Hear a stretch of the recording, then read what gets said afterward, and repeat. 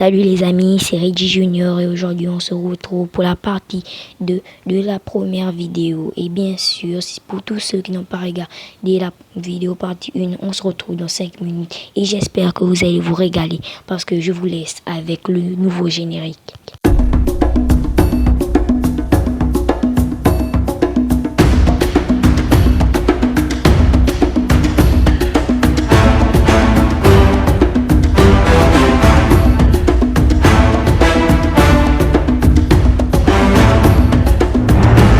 Le numéro 3 de ce classement est l'un des plus puissants du monde.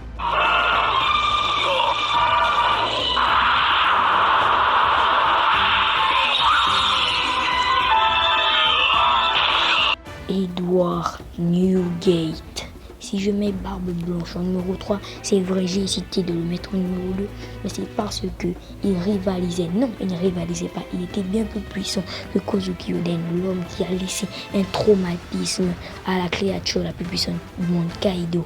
Et de plus, il rivalisait la puissance avec le roi des pirates. Alors imaginez un Barbe Blanche à son prime. Il détruit tout le monde.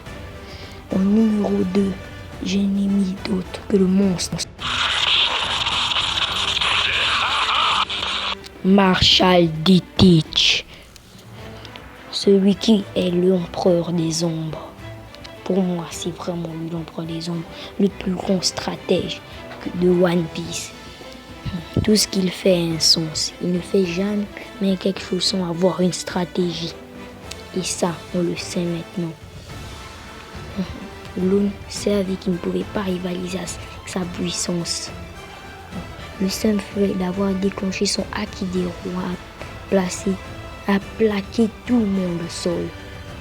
Même le capitaine pirate était à genoux devant une telle puissance.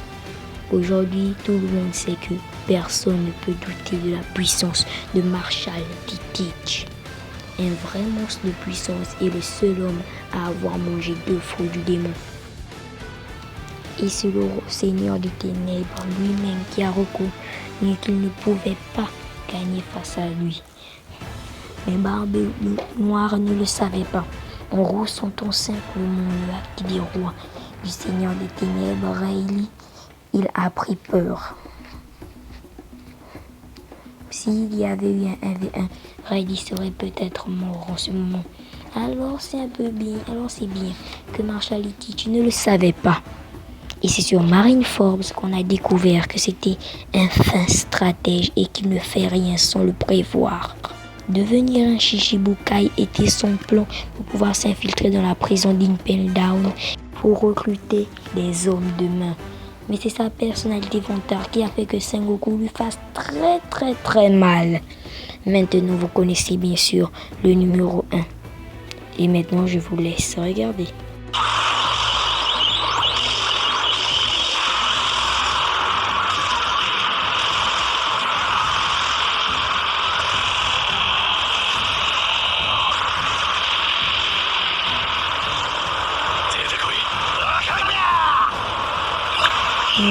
On n'est autre que Shanks le Roux. Shanks le Roux est l'un des personnages les plus puissants de One Piece en ce moment. Surtout que presque tout le monde a peur de lui. Il a arrêté la guerre de Marineford à lui tout seul et a menacé Kizaru simplement en lui mettant une épée dans sa gorge. Kizaru qui se dit être rapide n'a pas pu esquiver cela. Et sans faire d'effort en plus. Et il a explosé Kid en utilisant un bras. Non, si ça c'est pas de la puissance, moi je sais pas comment. Et il nous a prouvé que son Haki d'observation était vraiment incroyable. Non, ça c'est vraiment. Je ne trouve même pas les mots pour parler de sa puissance. Il a explosé Kid simplement en utilisant un bras. Et c'est à ce moment-là que j'ai vraiment compris que Shanks était un monstre de puissance. Non mais Kid il est stupide. Tu l'affrontes la première fois, on t'arrache un bras. Tu reviens, non, tu veux quoi qu'on t'arrache les 2 bras? Non mais là Shanks il a vraiment été gentil de pas lui couper les bras. Non, sérieusement, sans forcer, il a dégommé toute la flotte de Kid pour utiliser seulement une épée. Non, non, je trouve pas les mots pour parler tellement je sens que c'est un monstre de puissance. Rien que son haki des rois fait le boulot. Non. Bon, les amis, c'est la fin de la vidéo.